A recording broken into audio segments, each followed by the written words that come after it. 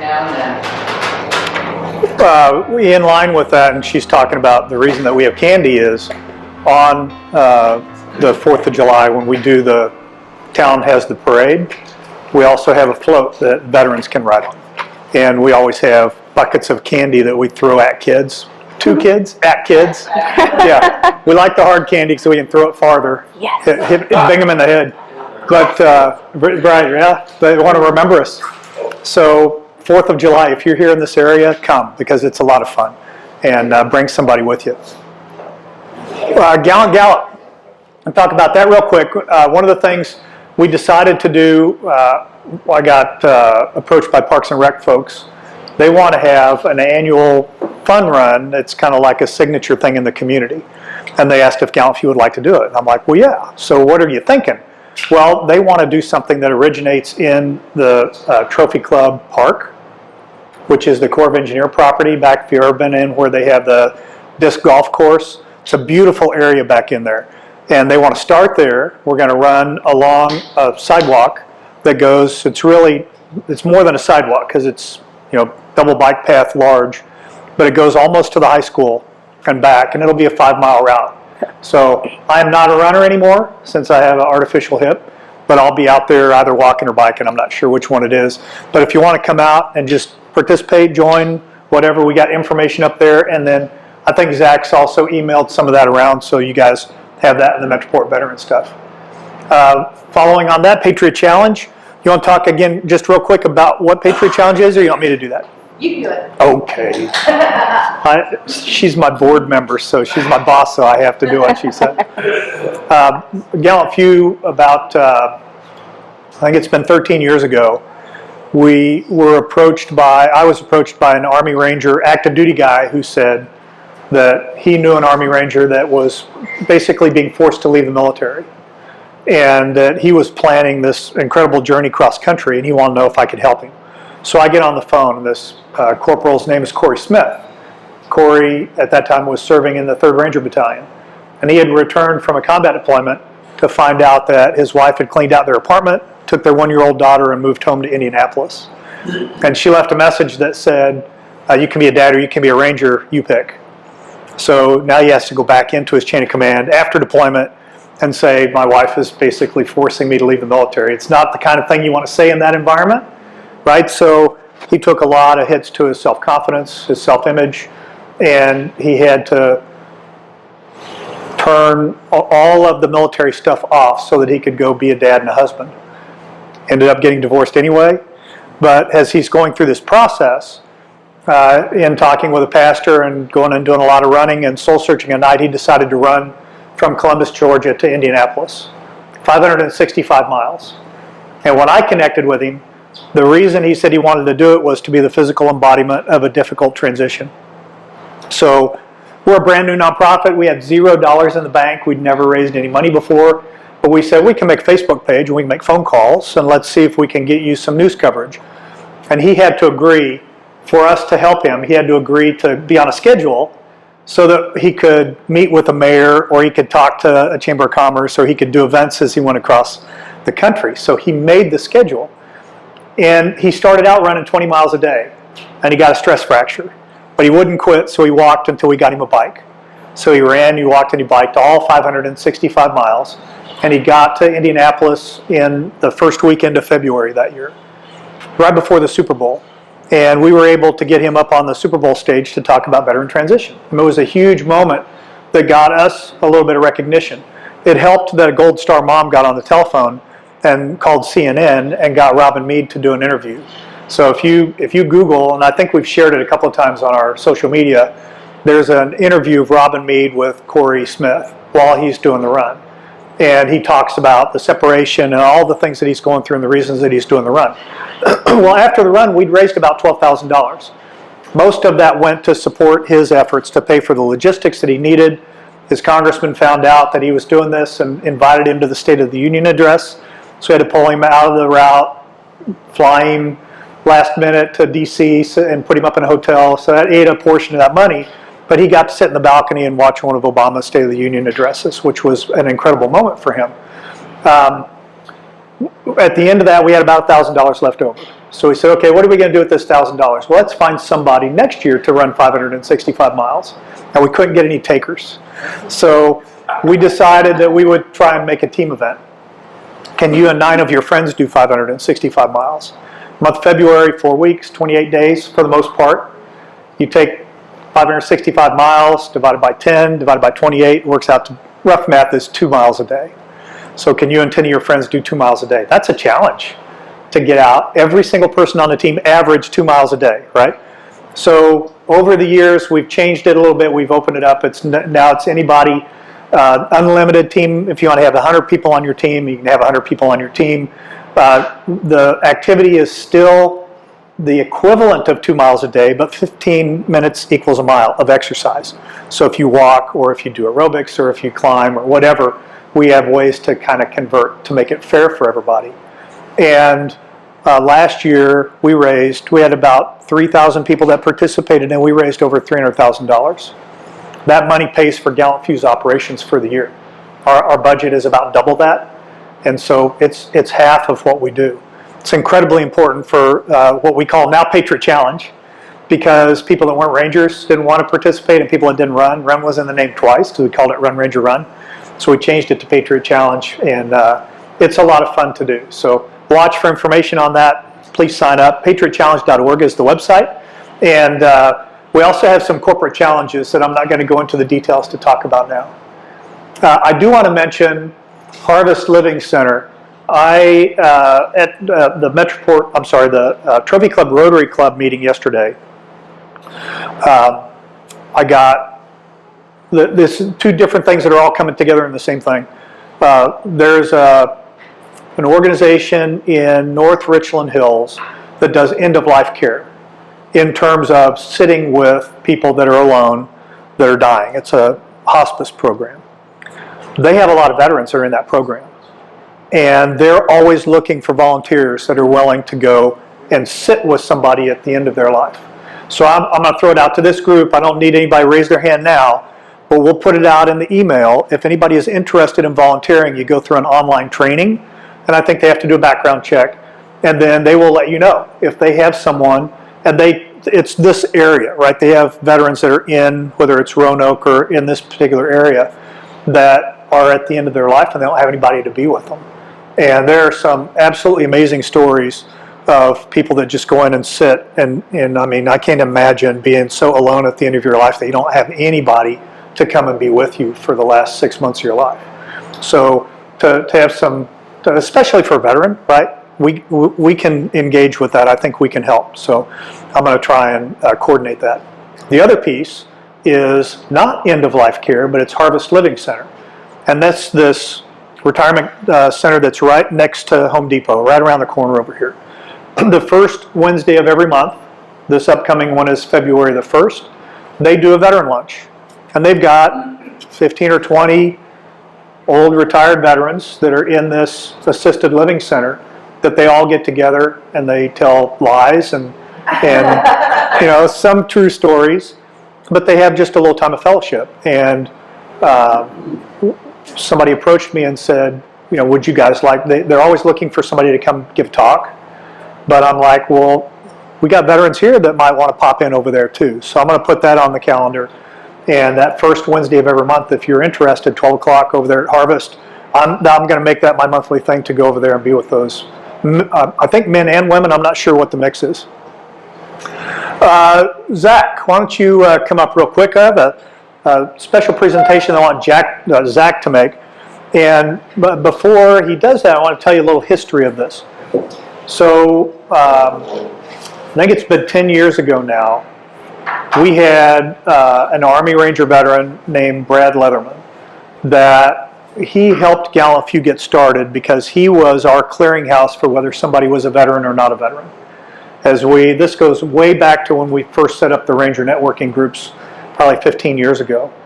And so if somebody wanted to join the LinkedIn or the Facebook group, Brad would send him a note and he'd say, tell me who you are, who's your squad leader, you know, what's the third stanza of the Ranger Creed. He would basically take them through the quiz.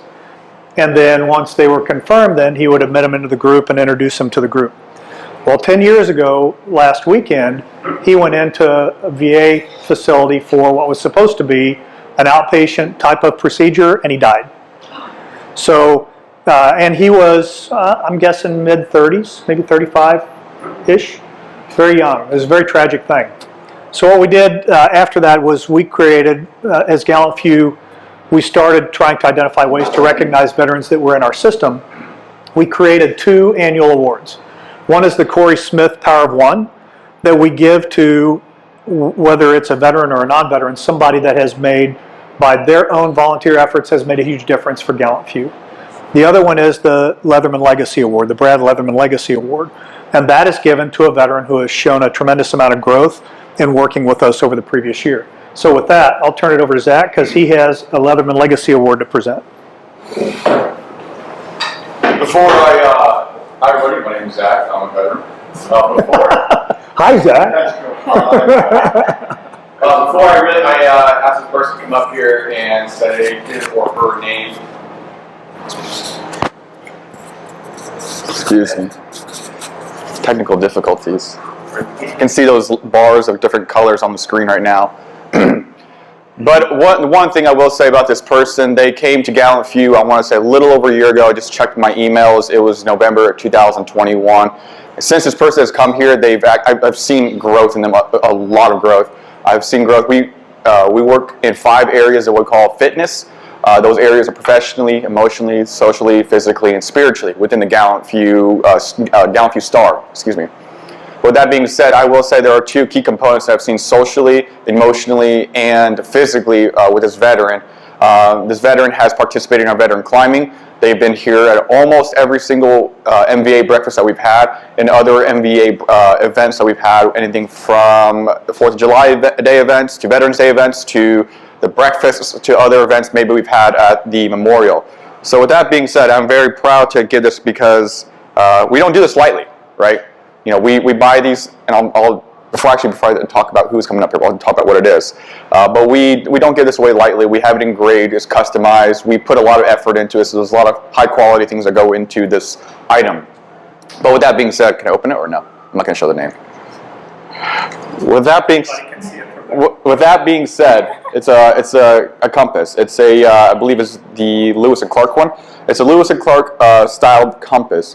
And why we chose the compass was because if you have listened to Carl and I talk about something called the azimuth check, that basically is a self-assessment survey that allows you to orientate where you are in life and where you want to be. Carl has a very famous quote by Yogi Berra that it goes something like, if you don't know where you're going, you'll end up someplace else. Is that right? Okay. So after 5 years of being into me, I finally get it. So soaked in a little bit.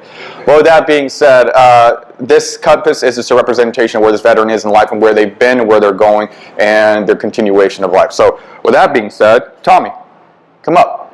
This is for you.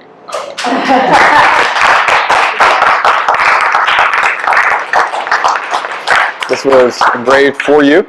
It's been over a year since you've been with us, and this is for you, a gift from Gallant Few to remember to keep going forward in life and to always stay on azimuth. So, shake your hand. That's for you. We'll take a picture about that. Carl, you want to give it a plus? Oh, go ahead. I do a few. I'm not that good.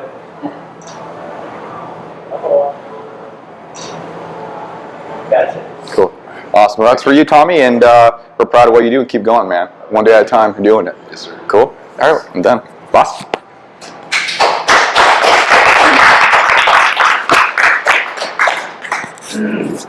All right, still looking for somebody to be in charge of this breakfast event. If anybody wants to be president of the Metroport MVA, talk to me. Any additional announcements? Did we forget anything? I have a question. Yes, ma'am. So did Zach design our shirts for the Patriot Challenge? Zach did not design the shirts. Oh, No. Yeah. And I apologize that I'm not wearing that shirt today because I have one, but I wore it climbing last week and I haven't washed it yet. So I figured in everybody's best interest I would not wear it here today. It's black. Yes. It has, on the back of it, it has the 3 Gallant Few soldiers, and it has words like proud and strong that are kind of woven into it. And the front of it has a kind of a flag type design that's straight up and down that says Patriot Challenge on it. and it's black. It's a black t-shirt. And the Gallant Gallop has its own t-shirt that has a cowboy on like a bucking bronco on the front of it. Yep, and I think those will be collector's items. We're also doing medallions for people that participate. They'll get, we intend for this to be an annual event, and if you don't run, come out afterwards, because my dream for this is we end up with 10 or 20 tents out there. So after the run, Hop and Sting's already donated a keg of beer. So for those that are of drinking age, we'll have some beer out there for people to hang out and have a beverage. We'll also have non-alcoholic for those people that don't want to drink beer at noon on a Saturday. But I've invited other local businesses here to come and set up tents out there. I'd love for the American Legion to come set up a tent. You know, let's create something that's community that people can come participate in. Yes, ma'am. What does it cost to participate? I want to say it's $30. $30. I want to say it's $30. Yeah, I think for Gallant Gallop. And if anybody really wants to participate and can't afford it, talk to me and we'll figure something out. All right. Without further ado, Marisa, come on up. All right. We're honored to have you here with us today, Navy veteran. And one of the really important things that we do is telling our story. And it's important for every veteran from every branch, from every different type of service to tell their story. And when you don't tell your story, there's a part of you that I think is stifled in terms of growth. So to be able to just get out and tell your story it's a privilege for us to hear it. And we're really excited for you to do that for us today. So welcome. I'm excited to be here. So I was a grease monkey from day one. And my mom started working at Bell Helicopter, and I started sneaking into the hangar and working with the crotchety old veterans that were there. That's how I found out that I wanted to join the military. That's how I found out I wanted to be in the Navy and be a mechanic. When I joined, it was 2010 when I went to boot camp. I had a few pieces of advice from my father, and he was in the Marines, and he made me expect it to be much worse, but it was like a shitty summer camp, pardon my language, compared to what I was expecting. But once I got to my training, I started realizing that I was going to be in my dream. This was going to be it. I got stationed in Pensacola to start my training, and I moved to Lemoore after that. Lemoore, California is in the Central Valley, and you get to wake up with a coffee and a fresh breath of cow manure because all that's around you are dairy farms. But it was an experience of a lifetime. I was stationed with VFA 22, which was an F-18 fighter pilot squadron. I worked with all of the people in the line shack to prep the aircraft for flight and to clean the aircraft and get it ready for maintenance if it needed it. And then I got to work in airframes, so I got to play with hydraulics and I got to fix the structure of the aircraft. And I remember calling my mom every day and saying, "Oh my gosh, guess what I got to do with the plane today? I am so excited." Literally my dream job. I worked my butt off.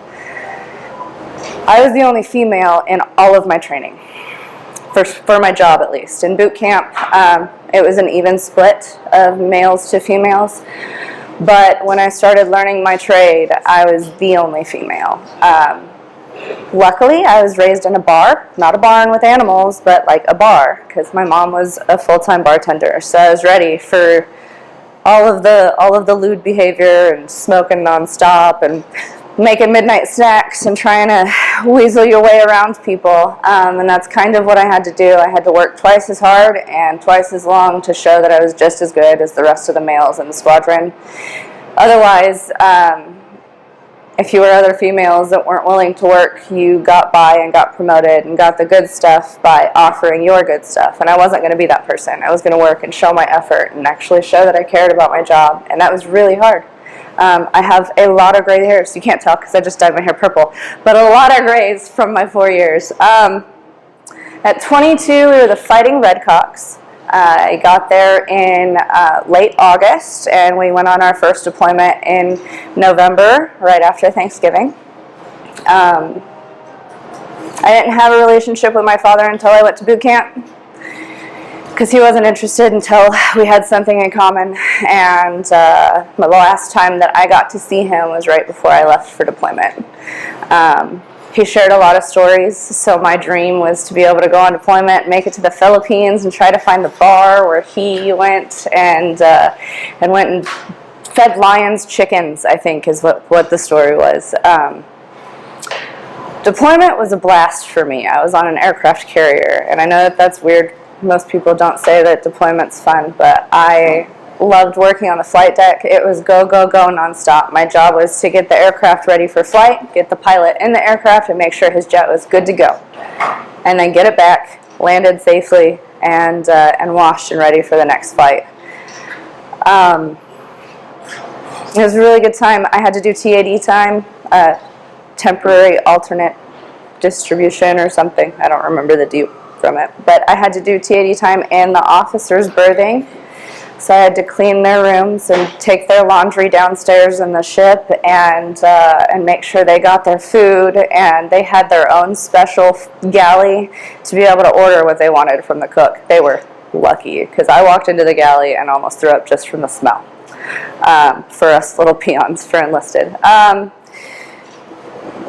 But I would do my 12 hours and in the staterooms with the officers, and then I would go and spend another 4 or 5 hours on the flight deck trying to get my quals and trying to get more experience and have more time with my aircraft, because that was my jam. I got 3 months into deployment before I found out I was 4 months pregnant. We were in the middle of the Persian Gulf. I had been to South Korea and I had been to Malaysia. And when we pulled into Dubai a month after I found out I was pregnant, they flew me back to the States. It was really hard. I did not want to be pregnant. I was in denial. My body was not showing me any signs that I was pregnant. The motion sickness was what I thought I had, and it was morning sickness. And it was the worst feeling leaving my people on deployment. When I got back, I told the father of my son, and he said, let's get married. He was a sailor as well. So we did the right thing, and we got married. I got stationed in shore duty with FRC. I started working intermediate level, and that's where instead of just taking parts out of the aircraft and then putting in a new part, we take the broken parts and you take them apart and you put them back together, you fix them. So I got to learn more intricacies of my job, which was really awesome. When I got there, it was different. My reputation was not what I'd left it. Now I was the chick who got knocked up so she didn't have to go on deployment, and that wasn't the case, but that was the reputation, the title that I was given. So I had to work myself through that. I wasn't given the opportunity because as an airframer, everything we do has hazardous materials, so they had to put me in the snack room, so I got to feed snacks to all the sailors that were doing my job. Things got hard. Things got really hard when I was there. The daycare on base closed at like 4:30, and our chief had decided that he was going to extend working hours without permission from our maintenance chief through the command. And he was extending working hours to tell everybody they had to get qualifications. All of the qualifications included hazardous materials. I was nursing. I could not mess with hazardous materials. He left early. He didn't stay for extended working hours. My daycare was about to close. I asked all of my superiors if I could go home, go get my son. They gave me permission. The next day I came in and I had to report to the office and stand at attention. And this is where a big pivot happened in my career in the Navy. I had to stand with all of my supervisors in the room while the chief tore me apart for abandoning not only my original squadron, but also where I was stationed now, because I had to go pick up my son from school, from daycare.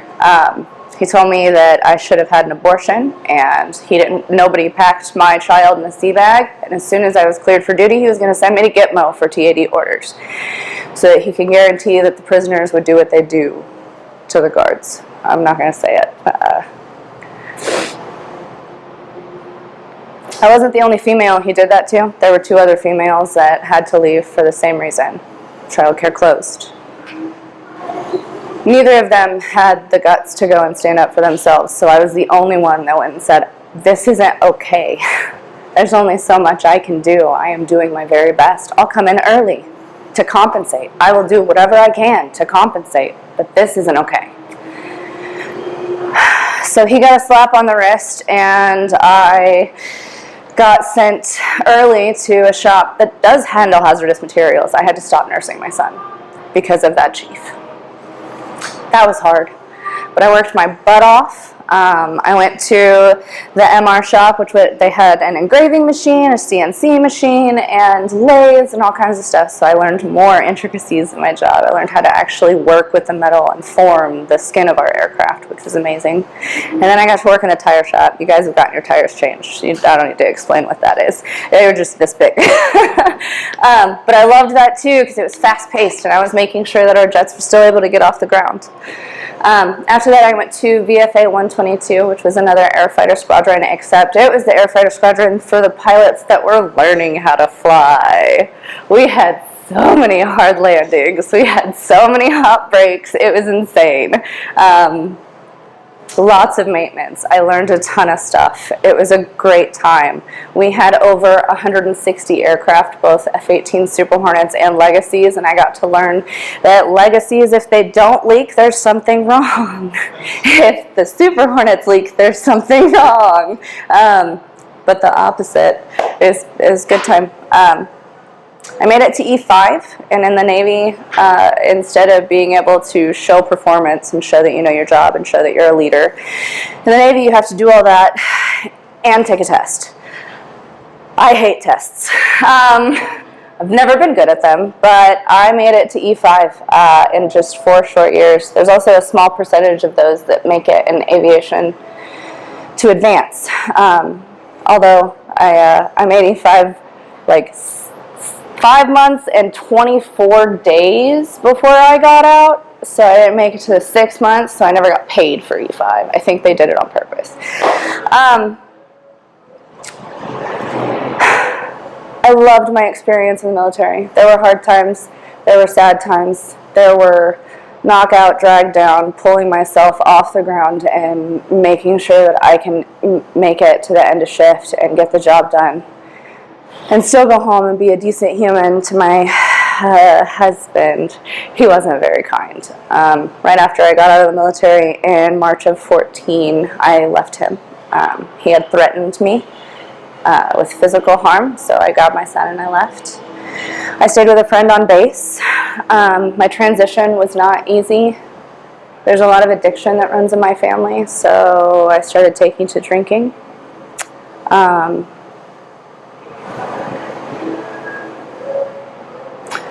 I got a job selling Kirby's. I don't know if any of you know what a Kirby is, but it's a $3,000 vacuum.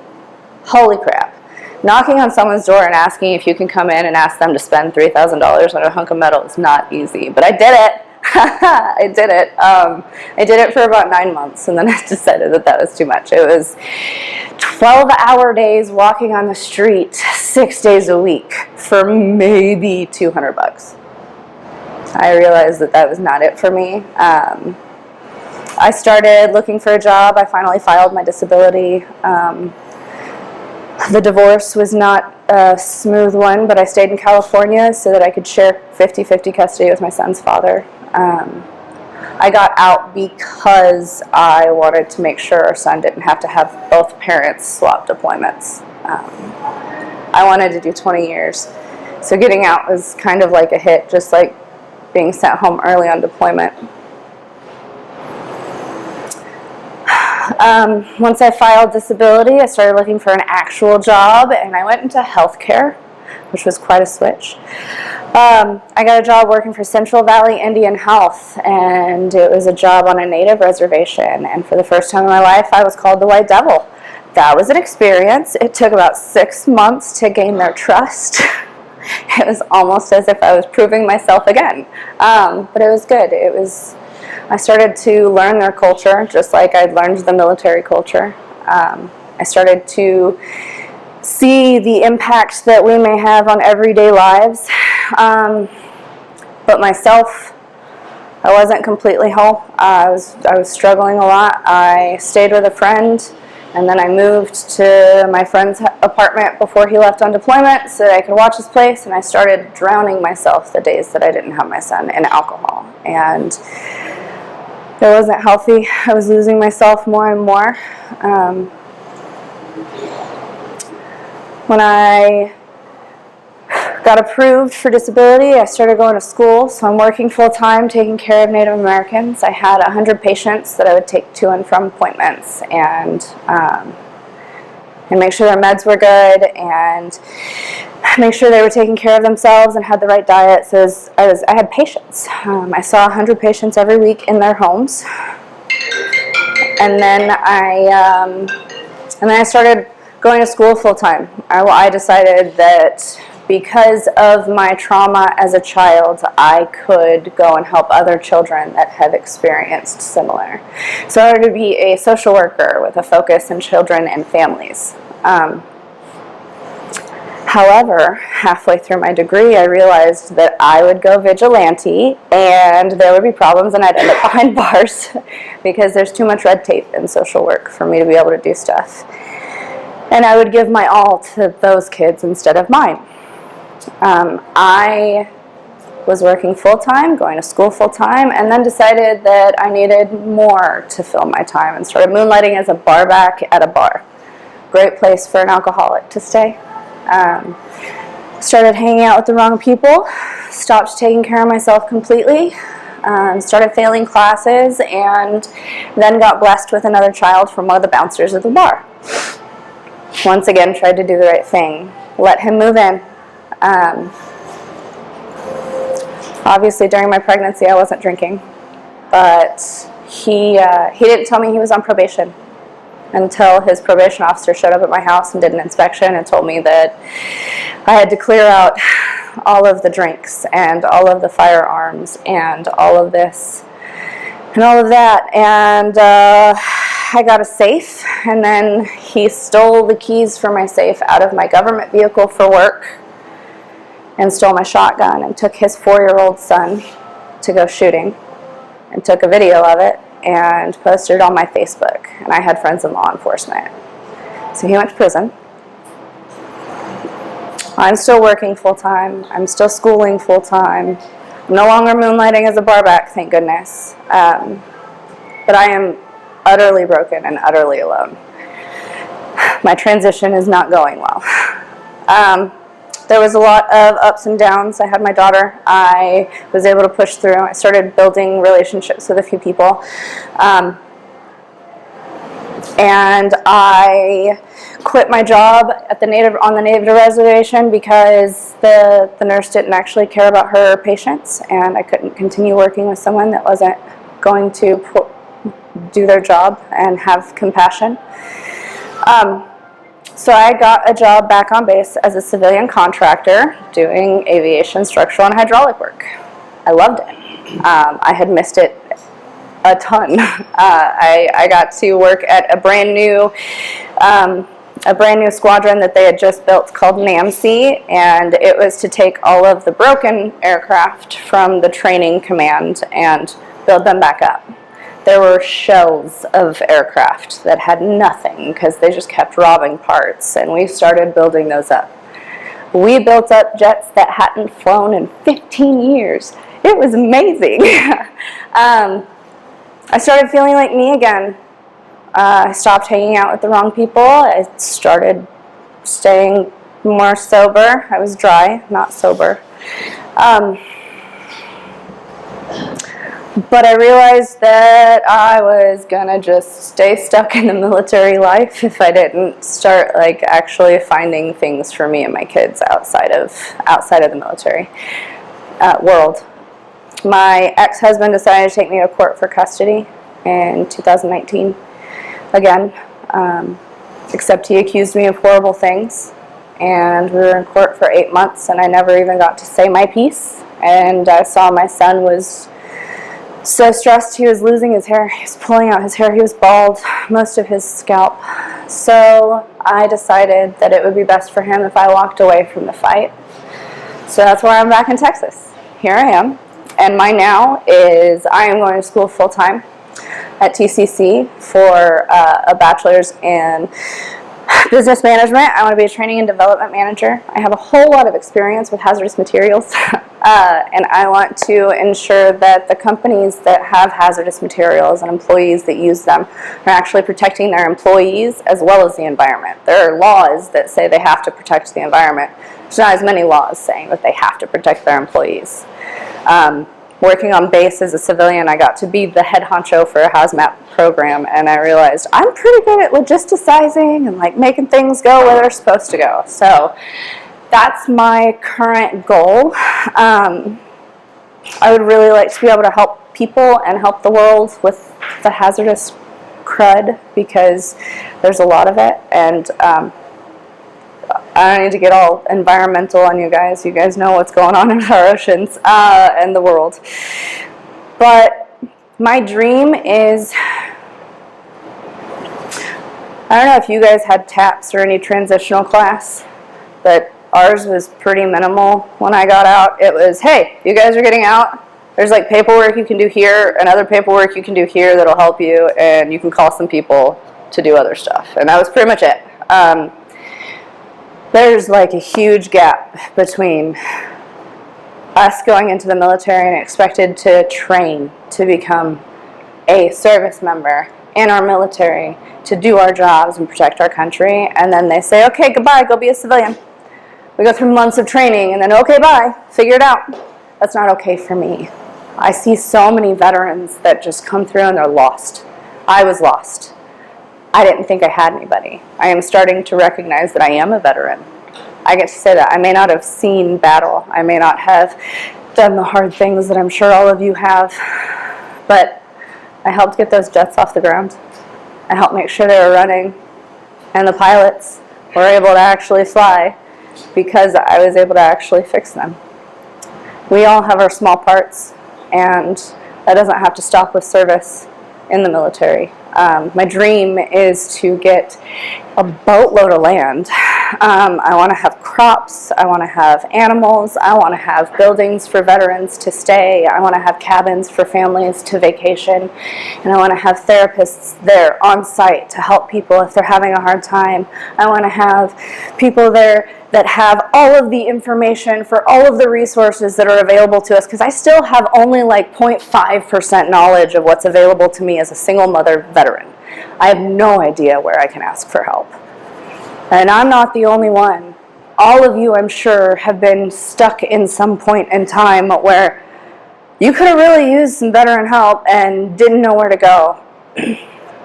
Lost by yourself, feeling alone because you didn't have a family, or because you were stuck in a situation that wasn't all of your making. I'm going to therapy to work through all of the childhood stuff. I don't have the trauma from being in the military, but I do know what the trauma does to one's mind, and I do know how challenging every day can be.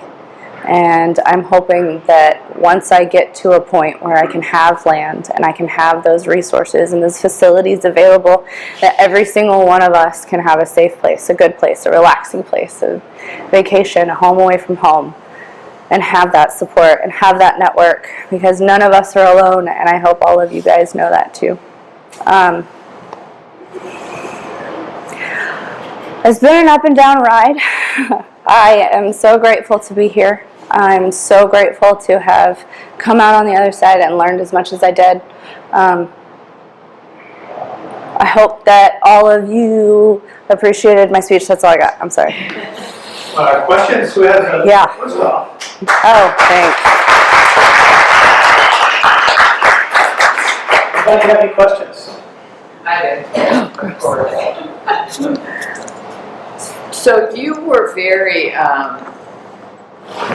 you gravitated towards mechanical things. Why did you never go back and do that in the civilian world? Do you know what I'm saying? Besides being associated with the military. So I did for a couple years on base as a civilian. When I was active duty, I had a horizontal stabilizer fall in my arms because the person helping remove it from the stab arm let go of the strap. So it fell on me, I twisted, I had a whole lot of injuries to my back. And after working for another 2 years as a civilian again, I went to work one day and I went to move a 70-pound toolbox like I did every day, and then my leg gave out and I couldn't feel my leg for 2 hours. They told me I couldn't work anymore if I wanted to be able to walk in another 10 years. So I haven't done that. My mom still works at Bell, and I've very much considered going to be an instructor. But I don't know about maintenance anymore. But thank you for sharing your story. And Thank you. I know it was hard for you to live that again and to admit it to all of us. I think that shows great growth potential. Thank you. Anything else? Can you elaborate on the native stuff when they called you like white devil? I think we've all been submerged into the military culture. Yeah. And we have all kind of like, all right, I get it. Now I understand what a boot is or what a cherry is or things like that. Those, that terminology. Well, like I don't think anybody here has very much experience with the native community. So like, what was elaborate on that? So I know that there's still a lot of repressed issues, generational trauma with Native reservations. They still saw anyone who brought over smallpox blankets or their ancestors as the enemy. So coming in as an outsider and not being a Native American, they automatically almost tried to shun me. I had to gain the trust and gain their comfort to be able to get anywhere. Was that similar to like what the transition was going into the military? Yeah. Yeah. So being able to go in and find my way and being able to communicate effectively that I'm not here to cause problems, I'm here to help. I want to help. I want to do the job. I want to do what I can. It took a long time, and being able to adjust to the vernacular and their culture is a huge difference. There was a lot of drug use there that was really hard, and a lot of alcohol, and it was a very different experience. They had their own police, they had their own medical clinic, and their own laws. So it was a transition of its own, very similar, but less structured by far. Anything Any other else? questions? I have a question. Yes, sir. So, being in the military is difficult, but in addition to that, being a parent in the military, that's a whole other level. Yes. It seems like, didn't you have the support of your chain of command when you went through that time of your kid? After the incident, when I was told by the chief that I was trash and that I should have had an abortion because I left work early, it kind of set the pace for the rest of my treatment as a female military member that has a child. I don't know about your branch, but in the Navy, anybody who has any smack talk to say about anybody will say it to everybody. So as a chief, they have their own club, the khakis. Chief's Mess is what it's called, and they share all of the scuttlebutt as often as they can. So he only got a slap on the wrist because his dad had stars on his lapel, and I got the bad reputation for it, for his behavior. So I didn't have a whole lot of support. My husband at the time was less than a husband. made it very clear that any kind of effort on his part was a waste of his time. So I didn't have his support either. It was just me.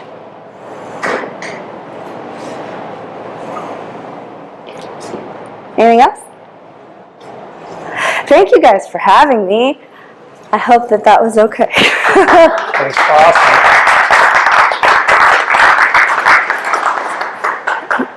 Had you ever considered that a lot of your story is typical for a lot of veterans?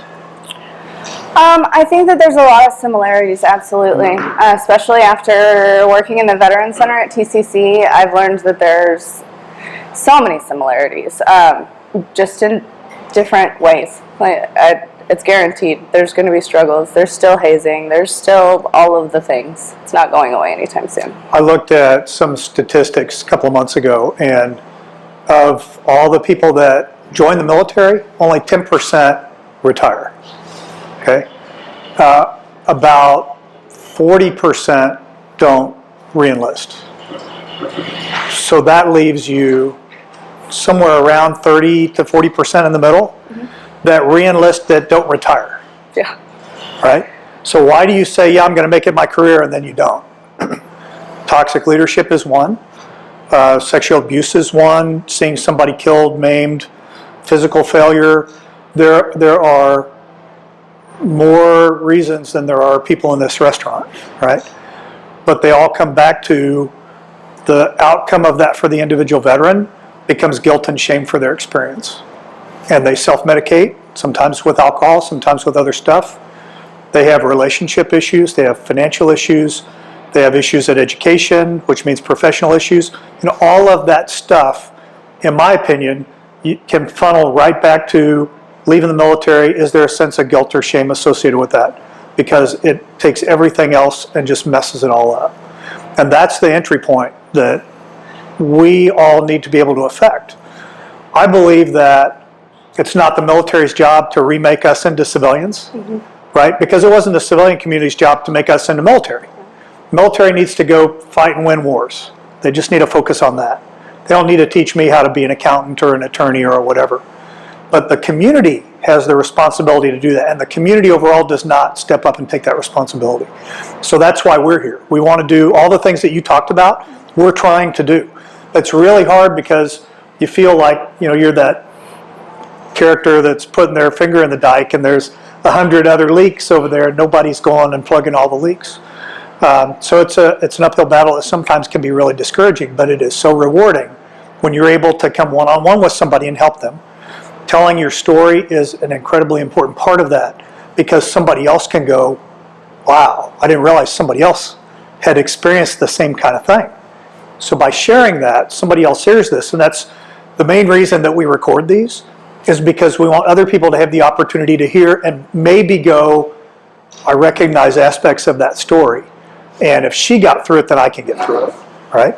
So, and when we pair that with where do you go for resources? And for us, it's starting with the azimuth check. I think you've taken the azimuth check, right? So you take the azimuth check, it identifies where you are, you identify where you want to go, and then we set a path to go from here to there. I want to talk to you more about what we can do because I like your vision. I think there's some exciting stuff there. And we just had a speaker from the land board last month to talk about how veterans can buy land. So you need to get connected with her, and we can make that happen too. Thank you. Yeah. Thank you so much. I did forget one thing. Anybody who is struggling with consumption of anything, please do not think you're alone. Consumption was a huge part of my life for a very long time, but I am now 1 year and 2 months sober, and I think you can get there too. Just make sure you know there are people out there that want to help you get to where you want to be, and that it doesn't have to be drowned in any kind of inebriation. Well, now I have a confession to make. I forgot something too, because we always give the speaker a Gallant Few coin. And I don't have one with me, so I owe you a Gallant Few coin and probably lunch as a result of that. I also, does your counselor do EMDR? Yes. Good. Yes. Now I am a licensed professional counselor here in the state of Texas, and I just went through EMDR training last weekend. So It works that wonders. yeah, if you want to know any information about that, come and ask me about it, and I can point you towards a resource. It is phenomenal the way it works. Magic. Anybody else have anything for the whole group? Glad y'all are here. Next month, same time, same place. Who's our speaker? We are still kind of working that out. Still kind of working that out. Okay, so we'll have a speaker. Sir. We have 3 candidates, but West, I'm sorry. I gave him a call a couple days ago, yesterday.